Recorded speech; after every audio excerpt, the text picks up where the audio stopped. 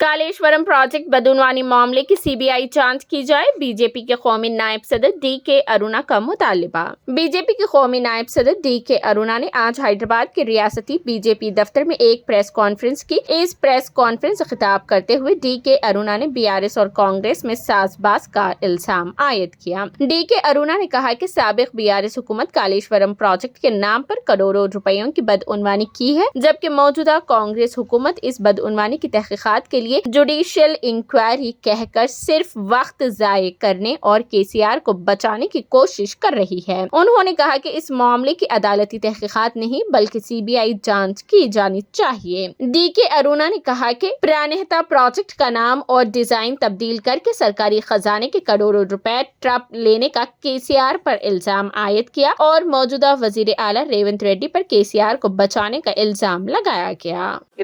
తెలంగాణ రాష్ట్రంలో నిర్మాణంలో ఉన్నటువంటి కాళేశ్వరం ప్రాజెక్ట్ దేశంలోనే అతిపెద్ద ప్రాజెక్ట్ అని ఈ ప్రాజెక్ట్ డిస్కవరీ ఛానల్ కూడా దీన్ని చాలా గొప్పగా ఉన్నదని ఈ గురించి బ్యానర్ ఐటమ్స్ లో ఇటువంటి ప్రాజెక్టు ఎక్కడ కని విని ఉండరు చూసి ఉండరు అనేటటువంటి మాటలు గత ప్రభుత్వంలో ముఖ్యమంత్రి గారు గాని వారి కుటుంబ సభ్యులు గాని చాలా పెద్ద ఎత్తున కాళేశ్వరం గురించి చాలా గొప్పగా చెప్పినారు. ప్రాణహిత చేవెళ్ల ప్రాజెక్టును 38,000 కోట్లతో ఆనాడు రూపొందినటువంటి ప్రాజెక్టుకు పేరు మార్చి ఆల్రెడీ అప్పటికే పనులు ప్రారంభమైనప్పటికీ కూడా పేర్లు మార్చి డిజైన్లు మార్చి దాదాపు 1,50,000 కోట్లకు అంచనాలు పెంచి దేశంలోనే ఎక్కడ లేనటువంటి తీరుగా పెద్ద ఎత్తున ప్రాజెక్టు పేరుతో అవినీతికి పాల్పడి ఇప్పుడు అధికారంలో ఉన్నటువంటి కాంగ్రెస్ పార్టీ అనేక సార్లు దాని గురించి మాట్లాడారు. ఈ రోజు కాంగ్రెస్ పార్టీ కాళేశ్వరం పైన జరిగిన అవినీతి గాని నిర్మాణంలో జరిగిన లోపాలు గాని అడ్డగోలుగా పెంచినటువంటి అంచనాల విషయంలోనే గాని వీటన్నిటిపైన కూడా ఈరోజు విచారించడానికి అవకాశం ఈరోజు కాంగ్రెస్ పార్టీకి వచ్చింది, అధికారంలో ఉన్నది. ఎందుకంటే ప్రాణహిత చేవెళ్ల ప్రాజెక్టు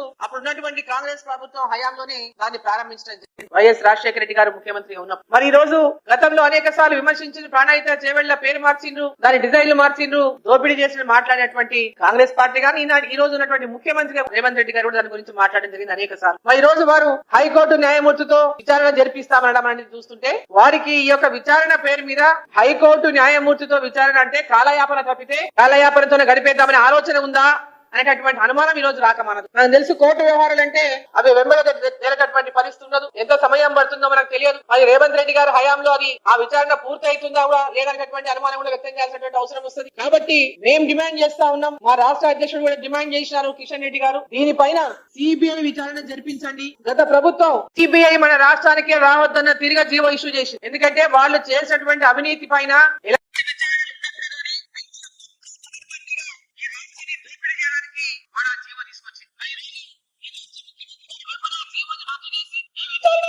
చేపట్టే విధంగా చొరవ తీసుకోవాలని చెప్పి సందర్భాన్ని నేను తెలియజేస్తా ఉన్నా. వాళ్ళ రాష్ట్ర పరిధిలోనే చేయించాలి. ఒకసారి అంటున్నారు సిబిఐ, ఎందుకంటే వాళ్ళు ఇన్ని రోజులు మాట్లాడుతూ ఉన్నారు బీజేపీ బీఆర్ఎస్ ఒకటి, బీజేపీ బీఆర్ఎస్ ఒకటి, సిబిఐకి ఇస్తే ఇవన్నీ కూడా కాలయాపన కోసం వాళ్ళని కాపాడడం కోసం మాట్లాడినటువంటి మాటలు కానీ మనం పరిగణించాలి. వాళ్ళ చిత్తశుద్ధి ఉండుంటే నిజంగా కాలయాపన చేసేటటువంటి ఆలోచన లేకుంటే మరి ఏసీబీతోనో చేయించవచ్చు, సిఐడితోనో చేయించవచ్చు, ఇమీడియట్ గా దానిపైన ఎంక్వైరీల ద్వారా ఏమేం జరిగిందో వాటన్నిటిని కూడా బయటికి తీయవచ్చు. కానీ జుడిషియల్ ఎంక్వైరీ అని కాలయాపన చేసేటటువంటి ఆలోచన ఉన్నట్టుగా ఈరోజు స్పష్టంగా కనిపిస్తా ఉంది.